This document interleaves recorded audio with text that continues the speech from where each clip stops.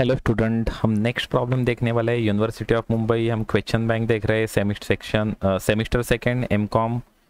Okay, corporate finance subject है। हम problem number 29 अभी देखने वाले हैं। ये पार्ट नंबर 15 है। ओके, ऑलरेडी 14 प्रॉब्लम का लिंक आपको डिस्क्रिप्शन बॉक्स में मिल जाएगा। अभी ये जो प्रॉब्लम है रेशियो एनालिसिस रिलेटेड है। हम रिवर्स रेशियो हम देख रहे हैं रेशियो एनालिसिस के। ओके, तो देखते हैं प्रॉब्लम नंबर 15। ओके, आप कभी मेरे चैनल पे कभी नए हो तो चैनल को सब्सक्राइब कीजिए, लाइक कीजिए, वीडियो शेयर कीजिए वीडियो आपके अदर फ्रेंड्स में। ओके, और देखिए, आपको कभी मैं जो ये वीडियो प्रिपेयर कर रहा हूँ आपको कभी हेल्पफुल हो रहा है तो आप मुझे जीपे कर सकते हो। एक्चुअली कुछ वॉल्यूंटरी कंट्रीब्यूट कर सकते हो, ये कोई भी कंपल्शन नहीं है। Okay, thank you very much. ये जीपे का एक्चुअली नंबर है, वो आपको डिस्क्रिप्शन बॉक्स में भी मिल जाएगा। Okay, thank you. देखते हैं, स्टार्ट करते हैं problem. Okay, problem number 29. From the following information, compute the balance sheet of XYZ Limited. Okay, for the year ended 31st March 2022. देखो, करंट रेशियो दिया हुआ है, लिक्विड रेशियो दिया हुआ है, प्रोप्राइटरी रेशियो है, वर्किंग कैपिटल है। तो देखो, वर्किंग कैपिटल दिया हुआ है, करंट रेशियो मालूम है, उसके हिसाब से हम current asset current liability find out कर सकते हो। लिक्विड रेशियो दिया हुआ है, मतलब उसके हिसाब से, और हमें बैंक ओवरड्राफ्ट भी दिया हुआ है, तो उसके हिसाब से हम वहां पर ना स्टॉक निकाल सकते हैं। ओके, वहां पर हम स्टॉक एक्चुअली फाइंड आउट कर सकते हैं, और बैंक ओवरड्राफ्ट भी दिया हुआ है। ओके, हम स्टॉक फाइंड आउट कर सकते हैं, क्योंकि करंट एसेट में नॉर्मली एक्चुअली स्टॉक इंक्लूड रहता ही है, वो कंपल्शन है, मतलब कंपल्सरी रहता ही है।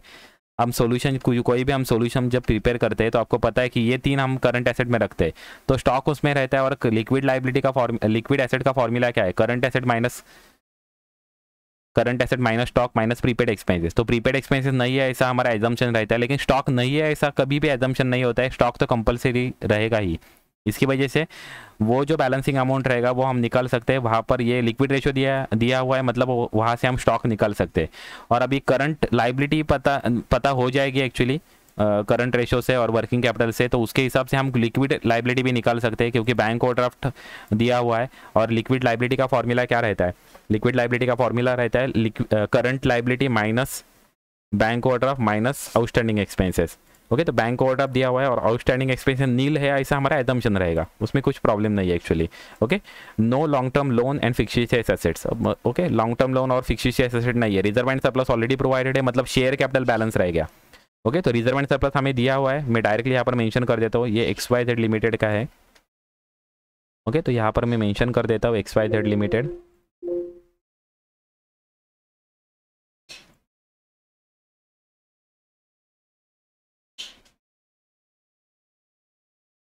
Okay, XYZ limited balance sheet 31 मार्च 2022 की बैलेंस शीट है। ओके, उसमें से हमें क्या क्या पता है? एक्चुअली रिजर्व एंड सरप्लस पता है 40,000 है, तो यहाँ पर रिजर्व एंड सरप्लस का डायरेक्टली लिख देता हूँ 40,000 रुपीज़। यहाँ पर क्रेडिटर्स एंड बैंक ओवरड्राफ्ट है, वो प्रॉब्लम में हमें दिया हुआ है।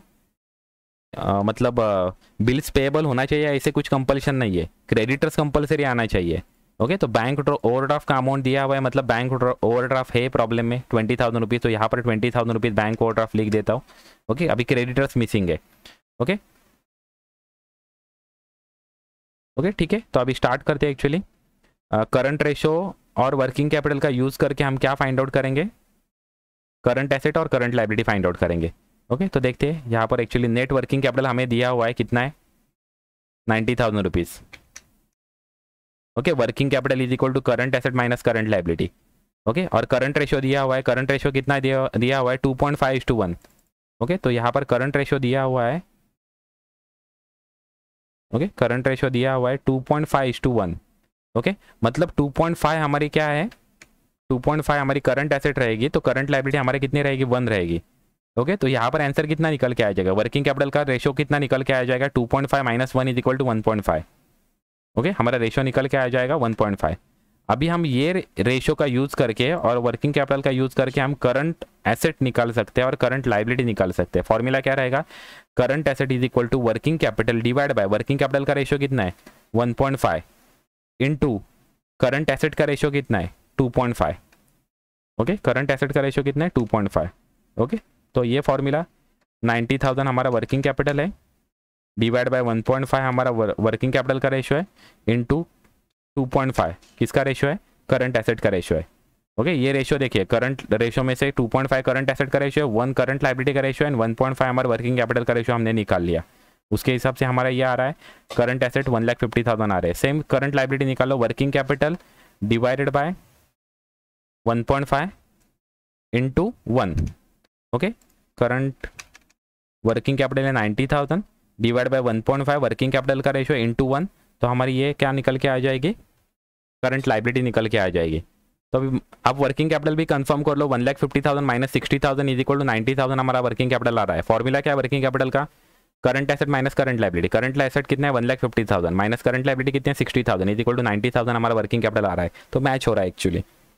ओके तो ये मैं फॉर्मूला में लिख देता हूँ, करंट एसेट कितने हैं 1,50,000 और करंट लाइबिलिटी कितना है, करंट लाइबिलिटी है 60,000। देखिए अभी क्रेडिटर्स निकालने की जरूरत है, यहाँ पर एक्चुअली खाली बैलेंसिंग अमाउंट हमारा क्रेडिटर्स आ जाएगा। तो क्रेडिटर्स आ गया 40,000 रुपीज़। आप वर्किंग नोट में शो कर सकते हो ओके कि creditors is equal to current liability minus bank overdraft is equal to creditors. Okay तो ये 40,000 रुपीज़ हमारा क्रेडिटर्स आ रहा है। ओके अभी देखते हैं अभी नेक्स्ट हम क्या कैलकुलेट कर सकते हो। ओके नेक्स्ट हम कैलकुलेट कर सकते हैं एक्चुअली,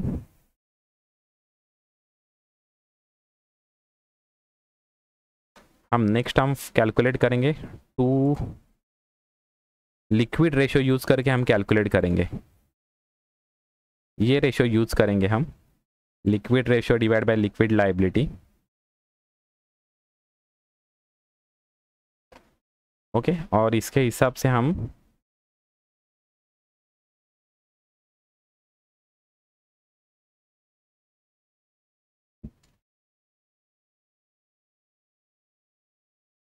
यहाँ से हम एक्चुअली स्टॉक निकाल सकते हैं। देखते हैं अभी स्टॉक निकलेगा कि नहीं। Actually liquid ratio is equal to liquid asset divide by liquid liability. और लिक्विड एसेट का फॉर्मूला क्या है, current asset minus stock minus prepaid expenses. Current asset minus stock minus prepaid expenses. तो करंट एसेट कितना हमने निकाला 1,50,000, तो यहाँ पर 1,50,000 करंट एसेट माइनस स्टॉक हमें मालूम नहीं है, तो यहाँ पर स्टॉक हमारा और प्रीपेड एक्सपेंसेस नील है। ओके प्रीपेड एक्सपेंसेस नील है। ओके स्टॉक हमें मालूम नहीं है, तो स्टॉक हम एक्चुअली निकाल लेंगे, एक्चुअली की जरूरत नहीं है।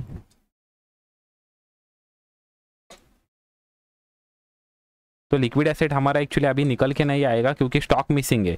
ओके वो फॉर्मूला यूज करके हम एक्चुअली लिक्विड रेशियो का फॉर्मूला यूज करके हम स्टॉक निकाल सकते हैं। अभी लिक्विड लाइबिलिटी कितनी है वो निकालते हैं। देखिए लिक्विड लाइबिलिटी में करंट लाइबिलिटी है 60,000, उसमें बैंक ओवरड्राफ्ट कितना है, बैंक ओवरड्राफ्ट है 20,000, प्रॉब्लम में दिया हुआ है। ओके तो हमारी ये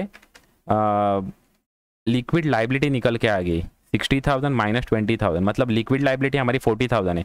लिक्विड एसेट हमारे मिसिंग है। अभी फॉर्मूला ये यूज़ करते हैं और वो हम एक्चुअली निकाल के देखते हैं। देखिए ये एक्चुअली फॉर्मूला है, liquid ratio is equal to liquid asset divide by liquid liability. Okay ये हमारा फॉर्मूला है। मतलब कितना है वो रेशियो, क्या दिया हुआ है लिक्विड रेशियो, यहाँ पर दिया हुआ है लिक्विड रेशियो 1.5:1। उसका मतलब क्या रहता है 1.5 हमारी लिक्विड एसेट रहेगी और 1 हमारी लिक्विड लाइबिलिटी रहेगी। ओके ये रेशियो है लिक्विड रेशियो का। ओके ये लिक्विड रेशियो दिया हुआ है। अभी देखिए ये ऐसे हमारा क्रिएट होगा actually, liquid assets divide by liquid liability.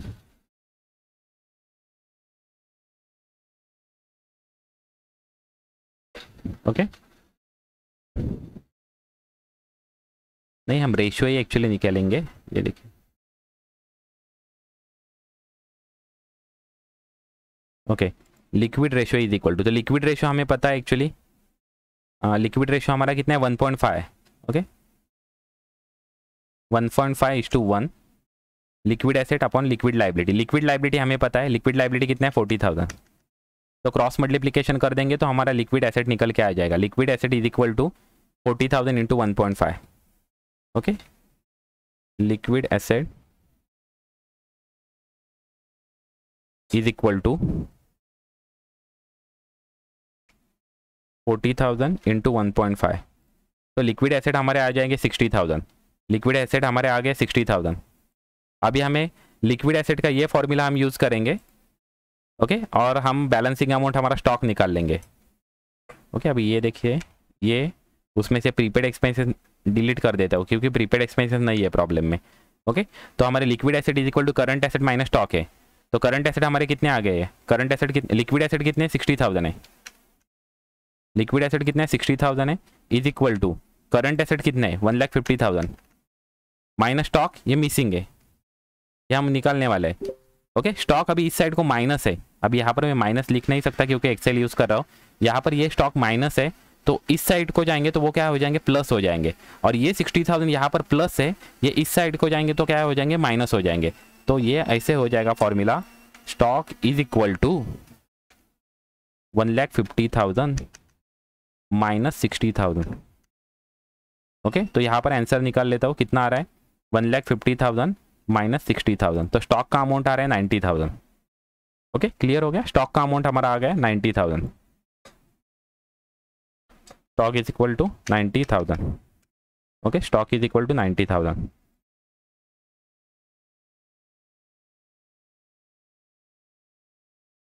Okay, तो लिख देता हूँ, स्टॉक हमारा कितना आ गया 90,000 आ गया यहाँ पर। ओके,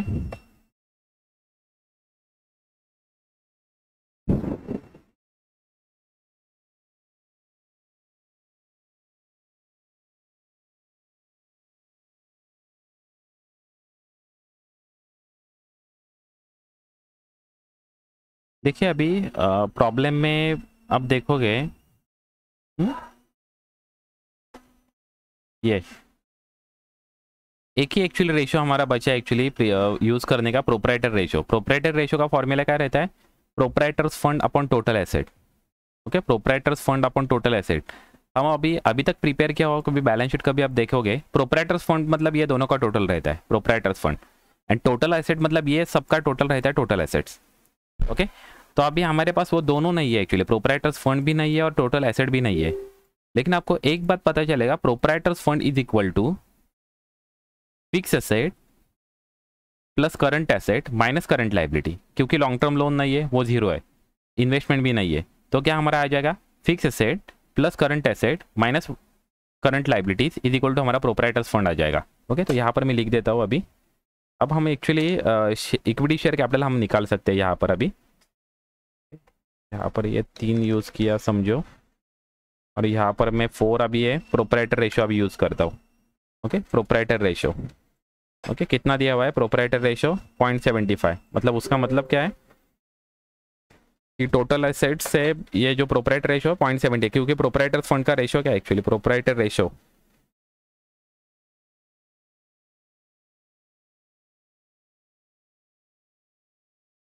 प्रोप्राइटर रेशो का फॉर्मूला क्या है, is equal to proprietors fund upon total assets. Okay, proprietors fund upon total asset. तो यहाँ पर मैं प्रोप्राइटर्स फंड निकाल लेता हूँ। प्रोप्राइटर्स फंड कैसे निकालेंगे एक्चुअली, देखो proprietors fund is equal to क्या आ जाएगा, fix asset plus current asset minus current liability. Okay, और current asset minus current liability is equal to क्या आता है, वर्किंग कैपिटल। मतलब proprietors fund is equal to क्या आ जाएगा, proprietors fund is equal to fix asset plus working capital. Okay, fix asset plus working capital, ये आ जाएगा। हमें वर्किंग कैपिटल एक्चुअली मालूम है अभी। ओके, तो हम क्या करेंगे अभी, प्रोप्राइटर्स फंड, ये वर्किंग कैपिटल यहाँ पर प्लस में है,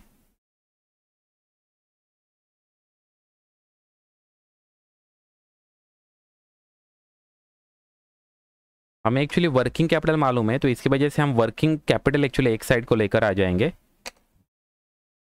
ओके, ये फिक्स एसेट यहाँ पर प्लस में है, इस साइड को आएंगे तो माइनस में हो जाएंगे। इसकी वजह से proprietor fund minus fix asset is equal to working capital. अभी हमें वर्किंग कैपिटल मालूम है कितना है, और ये जो रेशो जो दिया हुआ है उस रेशो का भी देखिए, एक्चुअली रेशो में इन्होंने क्या दिया हुआ है, ये 30 है क्या, नहीं, ये प्रोप्राइटर रेशो 0.75 दिया हुआ है। प्रोप्राइटर रेशो कितना दिया हुआ है, 0.75 दिया हुआ है। ओके,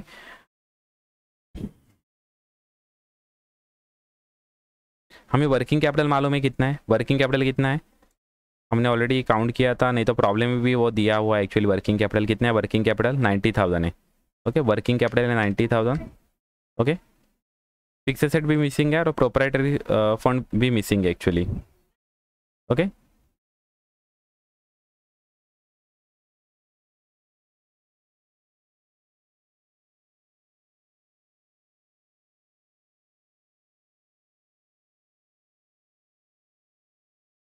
देखिए अभी ये हमने इतना कर दिया एक्चुअली।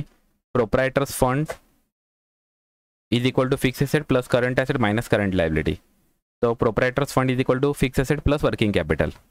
ओके, तो ये फॉर्मूला एक्चुअली हो गया हमारा। तो proprietors fund is equal to, ये ना करते हुए हम यहाँ पर ऐसे ही लिखेंगे, proprietors fund is equal to fix asset plus working capital. हमें पता है कितना है वर्किंग कैपिटल, कितना है 90,000 है ना वर्किंग कैपिटल 90,000। ओके, ये हमारा एक इक्वेशन तैयार हो गया। और दूसरा अभी देखिए टोटल एसेट,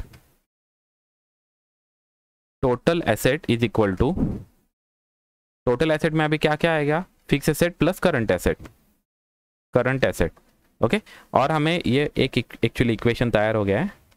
ओके, दूसरा इक्वेशन यहाँ पर total asset is equal to fix asset plus current asset कितना है 1,50,000 है, हमने निकाला हुआ है। ये दूसरा एक्चुअली हमारा इक्वेशन तैयार हो गया।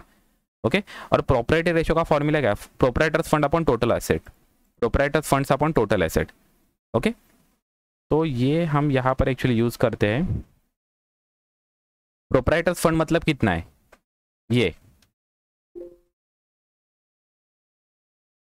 ये हमारा प्रोप्राइटर्स फंड है। ओके, और टोटल एसेट कितना है हमारा, ये है। ओके, और इज इक्वल टू क्या है एक्चुअली, प्रोप्राइटर रेशियो कितना है 0.75 डिवाइड बाय 1। ओके, बीच में इज इक्वल टू साइन है, तो यहाँ पर अभी क्रॉस मल्टीप्लीकेशन करेंगे तो इस तरह से हमारा आंसर आ जाएगा। ये एक साइड को आ जाएगा प्रोप्राइटर्स फंड, ये 1 मल्टीप्लाई कर देके, और इज इक्वल टू साइन आएगा इस बीच में, यहाँ पर भी इज इक्वल टू साइन बीच में, और ये मल्टीप्लाई करके ये आ जाएगा। ओके, तो ये एक्चुअली फिक्स एसेट, मतलब ये प्रोप्राइटर्स फंड नहीं है यहाँ पर, ये fix asset plus 90,000 is equal to यहाँ पर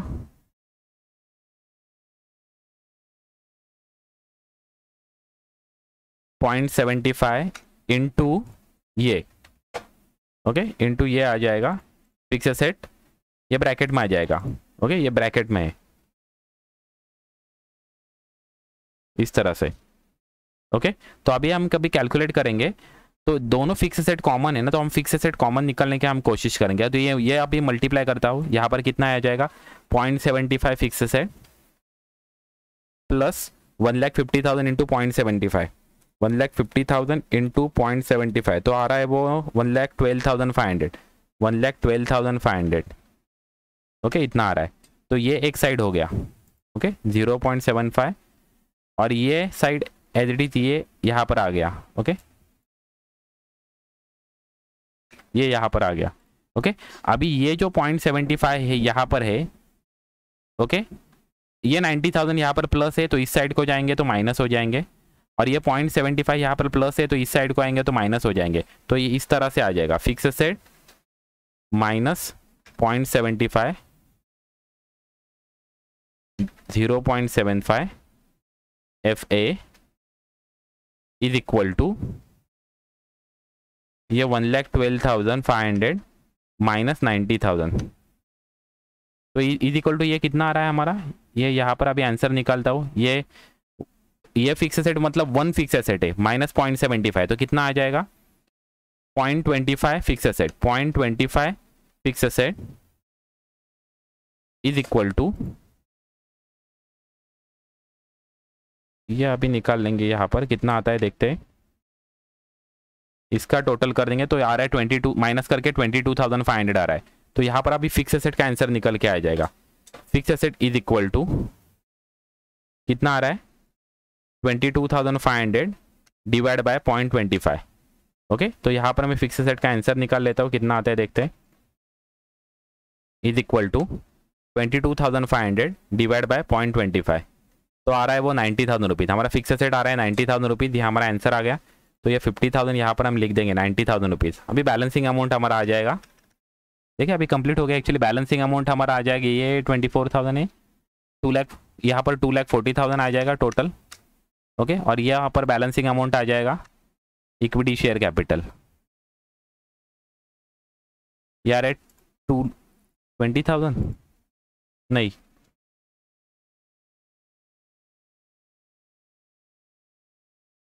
ये यहाँ पर 2,40,000 माइनस 60,000 माइनस 40,000, 1,40,000 आ रहा है। ओके, 1,40,000 आ रहा है। तो हमारा एक्चुअली इतना पोर्शन हमारा कंप्लीट हो गया। अभी देखते हैं डेटर और स्टॉक निकालने का हमें कुछ ऑप्शन है क्या। ओके, वो देखेंगे हम। ओके, तो प्रॉब्लम हम देखेंगे ना, तो अभी प्रॉब्लम में कुछ बचा नहीं है एक्चुअली। ओके, प्रॉब्लम में कुछ भी बचा नहीं है एक्चुअली, हमने एक्चुअली कंप्लीट कर दिया। तो ये अभी मैं कैश नहीं है करके कंसिडर करता हूँ, ये रिमेनिंग अमाउंट यहाँ पर डेटर से करके कंसिडर करता हूँ। ओके, तो ये डेटर से बचा है 60,000 रुपीज़। ओके, नहीं तो डेटर्स एंड कैश करके हम मेंशन कर देंगे, एंड कैश। ओके, इस प्रकार से हम सॉल्व करेंगे 1,50,000। या ये हमारा बैलेंस शीट हमारा कंप्लीट हो गया, क्योंकि प्रॉब्लम में कुछ ज़्यादा इन्फॉर्मेशन नहीं दिया हुआ है। ओके, तो ये इस प्रकार से एक्चुअल निकल के आ जाएगा। Okay okay, thank you very much. ये प्रॉब्लम नंबर 29 था। Okay, like the video, subscribe the channel, share this video with your other friends. Okay, thank you very much.